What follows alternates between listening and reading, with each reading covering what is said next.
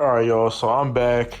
I've been gone for a while. A lot of shit happened since the last part. I've actually been driving the car for like a little while now. You see, I have a bumper for it now. So where I was in the last video, that's where I'm still at as I'm filming this video. I think last video I left off, I just finished basically the shape of the crossover pipes, and then I just had to weld them. So since then, I've welded them, I've hooked up the oiling system, and I've already been testing the car for a number of weeks now. But I got 2 new jobs. All April, it's just been like a lot of Cambodian New Year shit, and I'm Cambodian, and it's just a lot of like culture, family related shit. So now I'm back. I'm about to try to get this wrapped up within these next 2 videos here for the most part. But the other day, you can see it's not even hooked up. I'm just running a mesh filter, and it's literally just running NA right now. But it's on a good enough map where the car drives smoothly and it operates correctly. And the other day, I tried to do a little drift. I tried just to do a little basic drift around the left-hand corner, and it was a nice drift and everything. And then I went to the end, and I came back. But these bushings and this whole front suspension and everything is completely stock since day one, and the chassis has 165K on it, so all this shit's original. And now my front end is making all types of crazy ass clunky noise after I try to do that. Not only do I have a lot of mileage, but the shit has just been parked outside when it was blown up.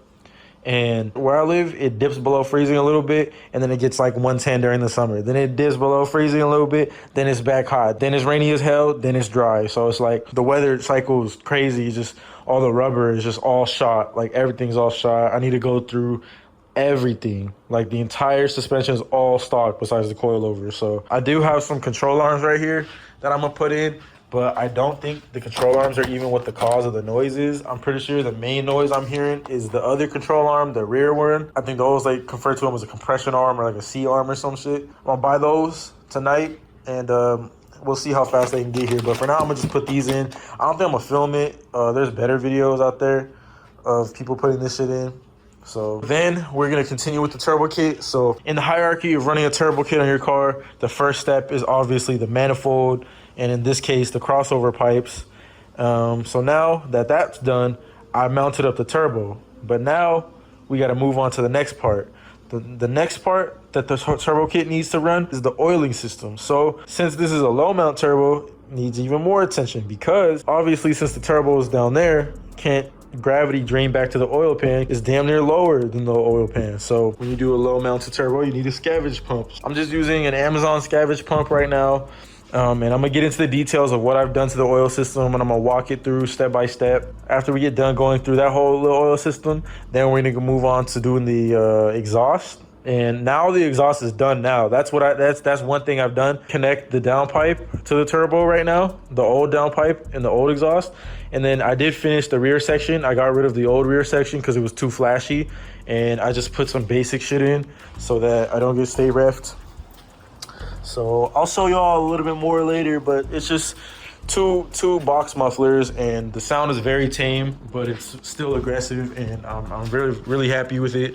And plus, we're gonna be doing open dumps anyways, so once I get on it, this shit's gonna scream anyways.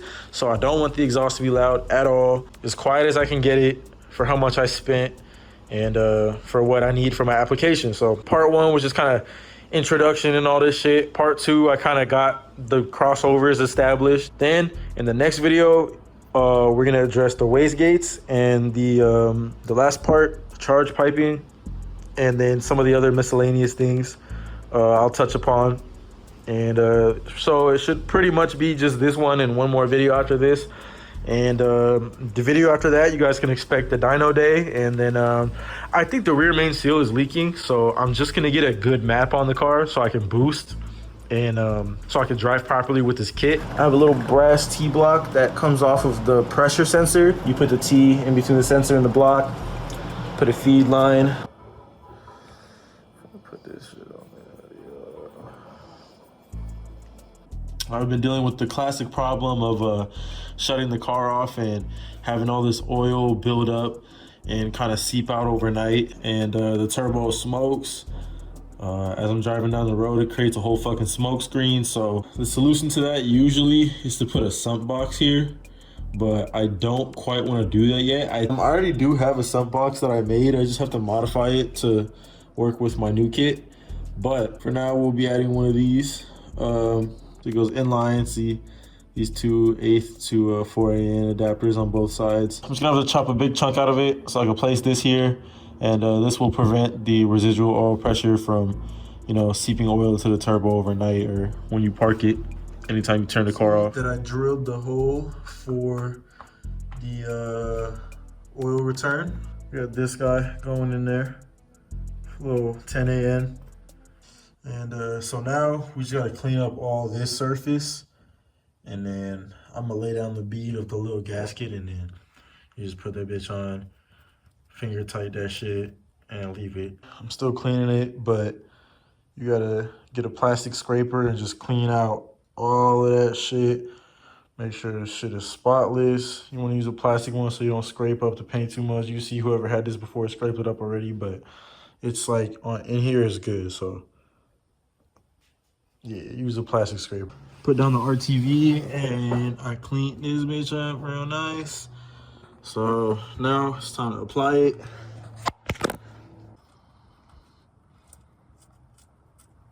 Once I get a new bash bar, I'm probably gonna get like one of those street like track style ones instead of putting the stock one back on. So once I do that, I'll probably trim this, and then I'll just make a bracket that just brings this way a little bit. So yeah, that's no problem for that for now. So for now, that's just gonna sit here. So we got the oil feed hooked up. Now we got the oil drain -10 line, and it comes over here to the pump. Obviously the pump's gonna pump it. I'm gonna wire it up. We're gonna use one of these joints, and we're gonna ground it probably like right here or something. This -10 will return to the block right there. Upper oil pan, and I'll show you how to make these. It's easy to make if you have like a vise or something, but if you don't, then you can just make them on the floor. It's cool. Just put some electrical tape, just a little bit, and then you're gonna cut it so you can get it all frayed like this. So for this AN line, I was gonna just have a straight fitting to go onto that, but I think I'm just gonna use this 45 just because it's gonna have to do a loop anyways. Just put this 45 so there's no tension at the end of it. So you're gonna take your AN fitting and you're gonna take off the bottom part, the part that will connect to the line, and you take it off. And you put this guy aside, get this dude, it's reverse threaded, and then you reverse thread it on to this. I got it on there. It's really, really hard to get on there at first. Like, it's gonna be stubborn just because the outer diameter is very, very, very close to the inner diameter of that shit. But I got this, it fits right over there, and it was easier for me to, once I kind of got it caught on there, then I got this, and it was able for me to have more leverage and be able to push down and twist with this because it's reverse threaded, so it's a little awkward. All right, so you know you're done when the shit comes all the way up to the top thread here, and you can see the AN line from that side. Yes, sir. You see I got the wastegate right here. I got the wastegate flange right here, and you know, this will go here. I started notching these tubes up. So this is for the bank 1 passenger side, and this one's for bank 2 driver side. And you can see the one for the passenger side is a little bit shorter because it's further down the length of the pipe, and it has a shorter amount of time before the air gets to the turbo. So I just made it super short so it could all rush out. And I let this one be a little longer because it's way earlier in the travel path for this pipe to this pipe. This one we're gonna put like right here.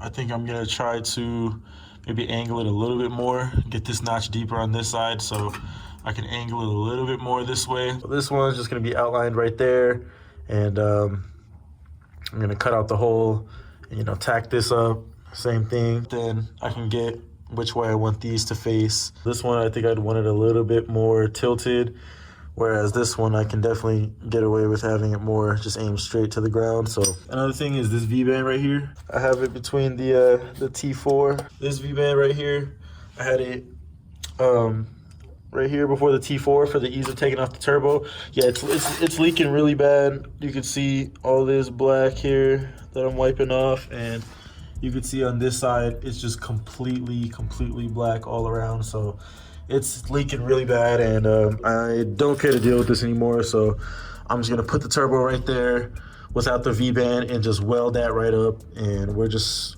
have to take off all these bolts every time we take off the turbo. That's fine. I got this hole knocked out, and then I just gotta clean the inside. But I do everything with this and this. That's it. So I don't have any hole saws. I go one more time like around the edges, and this shit all just kind of just falls out and looks like that. And then I just get a file and clean it up, and those are the two holes. Then we can tack these shits up. It's pretty much done. Got the two wastegates on. This time, you know, they're a little bit longer than the old manifold. You can see the wastegates are just pretty much directly right on there. This one, I don't know, it's a little bit longer. Why not? Now you can see I have the V-bands tacked together right there, and I'm about to go test fit everything, and then I'm gonna weld all the way around and just eliminate that V-band. Done now. Mounted the wastegates on and finished welding around that V-band. So now it's fixed with no V-band. That's pretty much gonna do it for this one, y'all.